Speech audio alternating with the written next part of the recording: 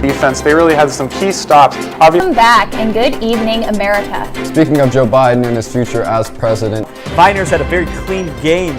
The next meeting will be Monday, February 8th. Leaving millions without electricity and record-breaking cold.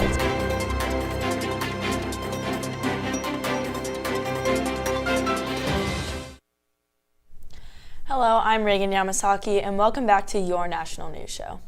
I'm Ty Martin. Thank you for joining us. And let's begin with some local election news. Within the Olentangy School District, Kevin Dabercow and Brandon Lester were voted on the board of the educations for the district, defeating Jennifer Foyt and Felicia Castle.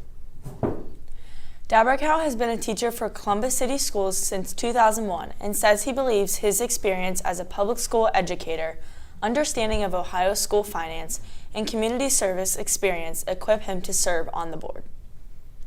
Brandon Lester, an attorney practicing in higher education, says he believes his legal experience, including past experience in state government and small and large legal firms, would allow him to help the board and provide dispute resolutions within the community. In Orange Township, Ben Grumbles and Lisa Knapp won the trustee seats, Knapp returning after serving 8 years as a trustee from 2012 to 2019. Ben Grumbles ran for one of 2 open seats. Even though his term doesn't expire for another 2 years, he will vacate his seat January 1st and will, by law, choose a 3rd trustee to serve out his remaining term. The number of COVID-19 cases daily around the state and nation has been on the decline lately, but over the past 2 days, we have seen a slight increase. But for more accurate numbers, as of yesterday, November 8th, Ohio's COVID numbers were at a solid 4,300, which is a pretty big jump from the numbers we presented from our last newscast. In some more good news, drug maker Pfizer said Friday that clinical trials of its experimental COVID-19 pill have been so successful in preventing people from becoming hospitalized or dying from the virus that it is stopping the studies early in hope that the general public might benefit. This news follows Britain authorizing the world's first anti-pill to treat the coronavirus, which may cut the risk of hospitalization and death from COVID-19 in half among the unvaccinated. Dwayne Johnson recently said in an interview with Variety following the tragedy on the set of the movie Rust, resulting in the death of cinematographer Helena Hunchkins, announced that his production company, Seven Bucks Productions, will no longer use real guns on the set of any of its productions and will use rubber guns instead. YouTuber MrBeast has raised over $12 million for #TeamSeas, a campaign whose mission is to clean up trash across the world's oceans, rivers, and beaches. Their goal is to remove 30 million pounds of trash from the sea by the end of the year. The way it works is every dollar that is donated, 1 pound of garbage is cleaned from the oceans, rivers, and beaches across the world. To learn more, visit teamseas.org. On November 5th, tragedy struck in Houston, Texas during the Travis Scott Astroworld Festival. The crowd fought for their lives the entire duration of the performance as thousands were trampled during the stampede and a few died. At least 3 lawsuits have been filed on behalf of the people who say they were injured at the Houston Music Festival, where at least 8 people were killed. The defendants include rappers Travis Scott and Drake and the venue entertainment company Live Nation, 2 of the suits seeking $1 million in damages. The second night of the Astro was officially canceled, and our condolences go out to all of the families affected. We will have more information from this event from Chloe Hover now. I am Chloe Hover reporting on the Travis Scott tragedy. This event took place at the Astroworld Festival in Houston, Texas on November 5th. The front barricade was rushed by a crowd of fans, causing the deaths of 8 people and injuring hundreds more. Witnesses described the event in horrifying detail. As more people pressed in, it became increasingly hard to breathe. Soon, it became impossible to move in the crowd. In a testimony by Sienna Faith, she describes, "There were a floor of bodies of men and women between 2 layers of fallen people below them. I screamed. There were people on the floor. There were people, unconscious, being trampled by every foot that slammed into the ground as each individual tried to keep themselves upright."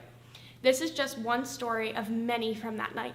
Travis Scott gave a statement on Twitter saying, "I'm absolutely devastated by what took place last night.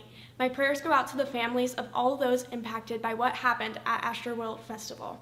Houston PD has my total support as they continue to look into the tragic loss of life. I am committed to working with the Houston community to heal and support the families in need. Thank you to the Houston PD, Fire Department, and NRG Park for their immediate response and support. Love you all. In addition to this, a second statement was made from his Instagram that has now been deleted. Send out prayers to the ones that was lost last night. We're actually working right now to identify the families so we can help assist them through this tough time. You know, my fans really mean the world to me, and I always just really want to leave them with a positive experience. And anytime I can make out, anything that's going on, I stop the show and, help them get the help they need,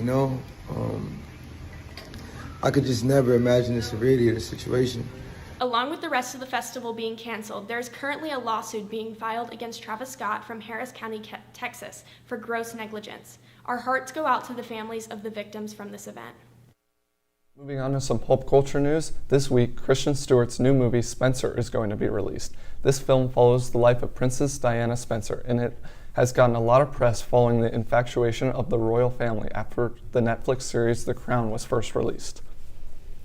Roku is in danger of losing Amazon Prime Video from its programming options. Android police report that Roku is currently in the battle with Amazon over the fate of IMDb TV, which puts Amazon Prime Video in jeopardy. The report notes that Amazon flagship video service requires a paid subscription, but IMDb TV is free with ads. The service has been great, with IMDb offering exclusive original content as well.